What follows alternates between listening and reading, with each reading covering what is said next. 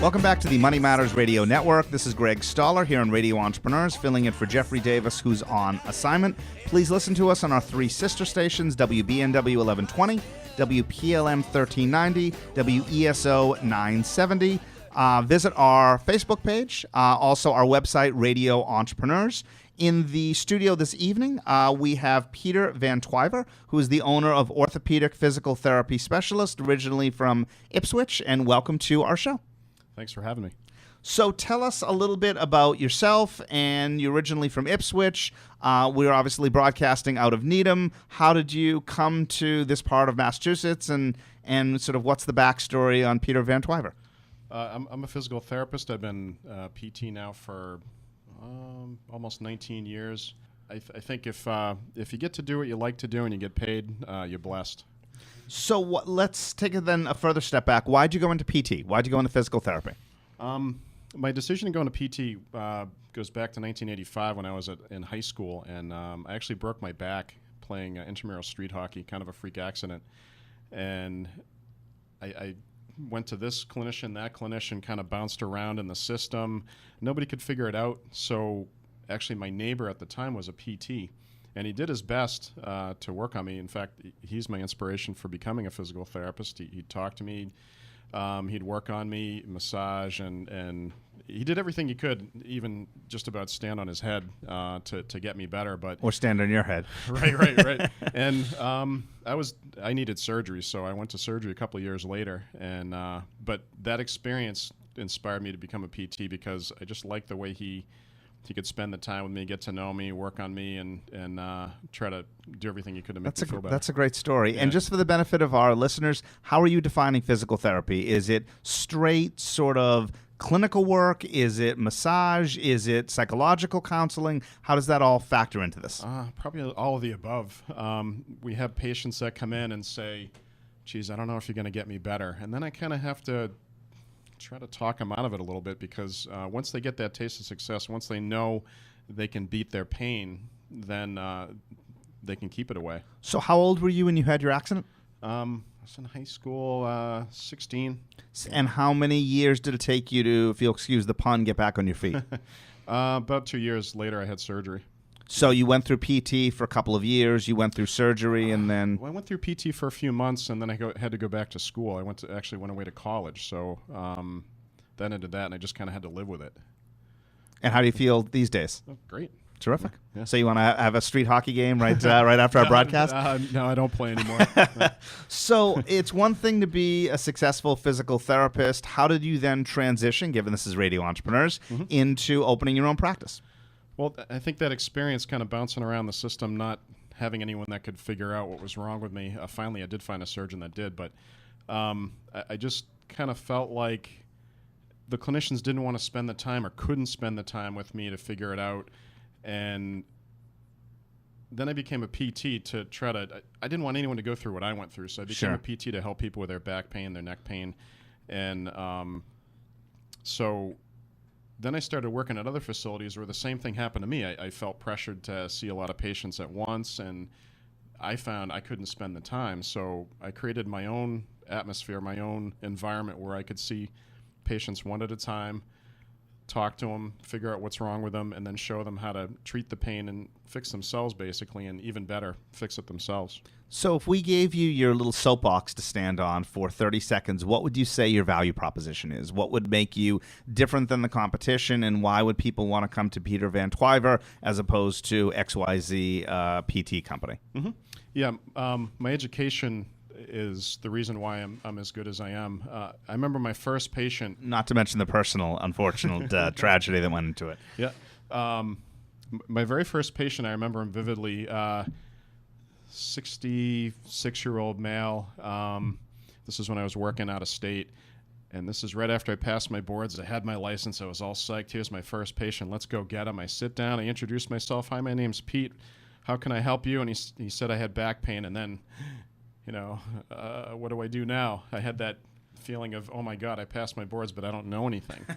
So since that time, I've gone on to get my doctorate. I'm board certified as an orthopedic clinical specialist. I have numerous certifications, 70 classes since I graduated school. So maybe call it paranoia. I just wanted to be as prepared as I could be, so I can get my patients better, faster. And is it the fact you have a doctorate? Is it the fact you've taken 70 courses? Again, what is it that makes you unique and better, if you will, not to say it's a pejorative, but better than the competition? I've studied at schools all around the world. I haven't necessarily gone there, and a lot of this is online. I've taken classes around the country, but I've utilized schools that are very famous throughout the physical therapy world, all over the world, and absorbed what I found to be useful in each of those schools and kind of made my own unique and eclectic system of therapy. Interesting. You're listening to Radio Entrepreneurs. In the studio this evening, we have Peter Van Twuyver, who is the owner and founder of Orthopaedic Physical Therapy Specialists, etc. What career advice would you have for people who, it doesn't sound like it's so many years prior, were just starting off on their own, and you don't want them to suffer the same? Your first patient, and he or she says, I have XYZ malady, and all of a sudden you say, oops, what do we do next? What career advice would you have for folks? Physical therapy is mirroring the medical model, where once you get your doctorate, you go in and do a residency or a fellowship. And I think physical therapy needs that, and there is that trend. So my advice to a new grad is find a mentor that can help you select what physical therapy niche you'd like to develop, to specialize in, and what courses to take. And then once you have that mentor, then you can go from there. And you mentioned a few minutes prior that this was following the medical model. Where do you see the healthcare industry going, and what changes do you foresee, et cetera? Well, insurance, it's tough. It's almost like having a crystal ball. Tough to say, but it does seem like That's our next show at 7 o'clock. I'm just kidding.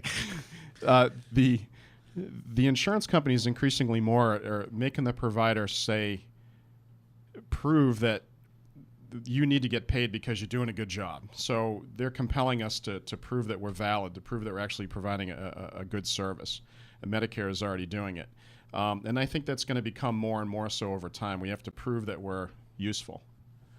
And is that a psychological proof, like you know that you're doing a better job, or is that sort of a third-party proof that you can show a provider, a payer, that you actually are better than the guy or the girl next door? It's both. Medicare will actually make you document in your note progress that you've had with a patient, and it's part of the electronic medical record now. And what would you say are some of your more positively memorable case studies? I remember I had a 11-year-old female. She came in, couldn't open her mouth. She was basically living off of a straw in a juice box.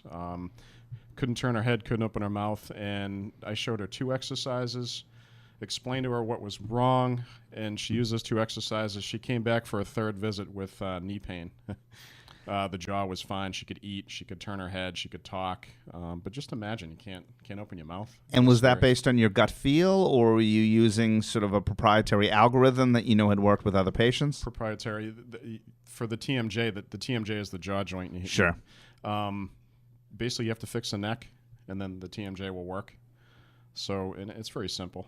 So for people who want to use your services, are you covered by every major insurance company? Do you do private pay? Do you do a combination? Sort of help us understand the financial model of orthopedic physical therapy specialists. Yeah, we take most major insurances, and for those that don't have insurance, we have self-pay options.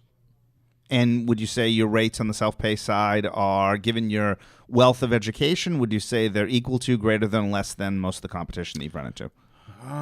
Tough to say, but we have to follow Medicare rules, so basically Medicare dictates our pay rates. So excellent. Yeah. And what other pieces of advice would you have for people, who, even if they aren't recent grads, people who are thinking of doing a career transition into PT? There are a lot of people that come back for their second. Right, that's why I'm asking. Again, find a mentor, find someone to help you, point you in the right direction. What do you want to do? I'm hoping that you want to help people, but in what specific area? Because physical therapy has lots so of vast, options. sure. Yeah. So if people wanted to contact you, either for you to become their mentor or to learn more about the services you provide, what is your company's website and what is your phone number, please? My phone number is 978-531-5008, and our website is www.peabodypt.com. That's PEABODYPT.com. Peter Van Twuyver, and just for the benefit of our listeners, that's VAN, capital TWUYVER.